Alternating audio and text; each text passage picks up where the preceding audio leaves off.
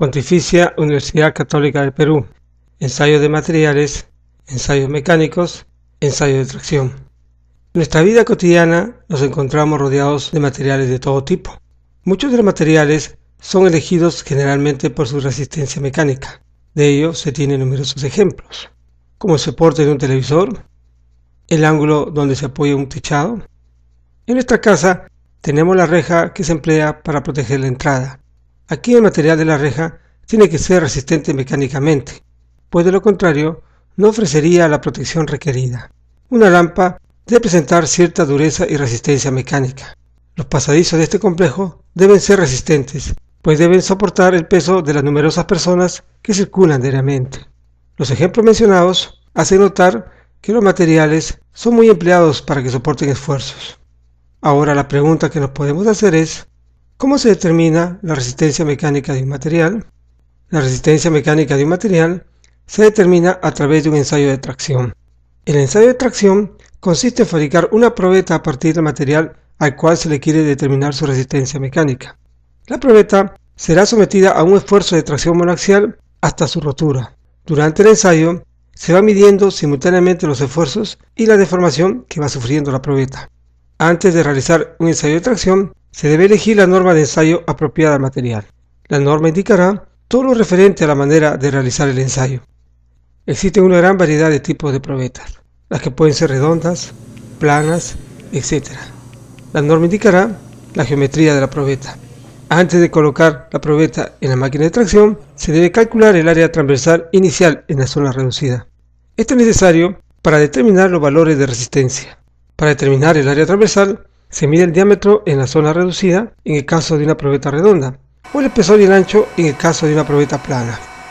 Otro dato importante que se obtiene del ensayo de tracción es la ductilidad, que es la cantidad de deformación o alargamiento que puede soportar un material antes de romperse. Para obtener la ductilidad, se marca en la zona reducida una longitud L sub 0, longitud que indica la norma. L sub 0 se conoce como longitud inicial. Tomando como referencia el alargamiento que sufre L sub 0, se calculará la ductilidad del material. Luego se coloca la probeta en la máquina de tracción, a través de las mordazas.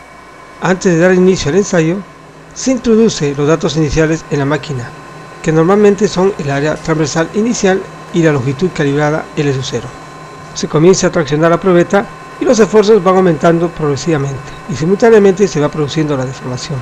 Los datos son registrados en una gráfica esfuerzo-deformación. Los esfuerzos se grafican en el eje Y, mientras que en el eje X se tiene la deformación. La curva inicialmente presenta un tramo lineal. En la zona lineal se cumple la ley de Hooke, que indica que los esfuerzos son proporcionales a las deformaciones. La zona lineal finalizará cuando el material alcanza su límite proporcional.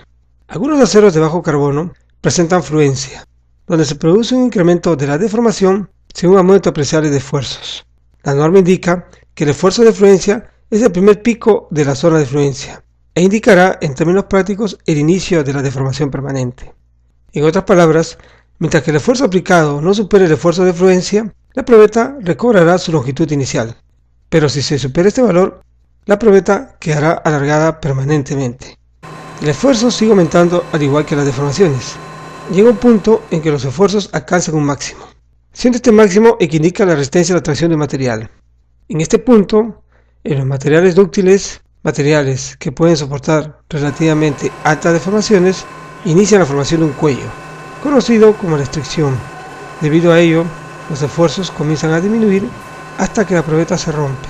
El ensayo termina con la rotura de la probeta. Los valores que indican la resistencia mecánica de un material son el esfuerzo de fluencia y la resistencia a la tracción o el esfuerzo máximo. La ductilidad, que viene a ser la deformación, se puede determinar directamente del gráfico o se puede calcular. Para ello, se retira la probeta de ensayo y se une cuidadosamente las dos partes. Se mide la longitud final que alcanzó L sub 0. Ahora se puede determinar la ductilidad a través del alargamiento de rotura, que es la longitud final menos la longitud inicial dividido entre la longitud inicial. La ductilidad también se puede medir a través de la reducción del área transversal.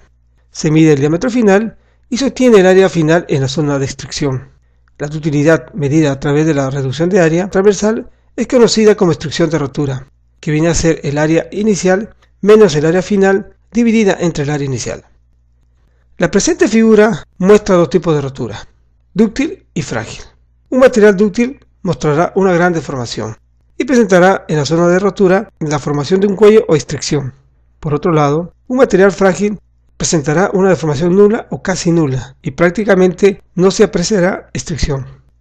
En resumen, el objetivo del ensayo de tracción es determinar la resistencia mecánica y la ductilidad de los materiales. La resistencia mecánica está relacionada con el esfuerzo máximo y el esfuerzo de fluencia, mientras que la ductilidad se mide a través del alargamiento de rotura y la extrusión de rotura. Finalmente, como referencia, un acero de alta resistencia mecánica puede superar una resistencia a la tracción o esfuerzo máximo de 200 kg de fuerza por milímetro cuadrado. Un alambre fabricado de este acero de 1.2 milímetros de diámetro podrá soportar el peso de un auto Tico sin romperse.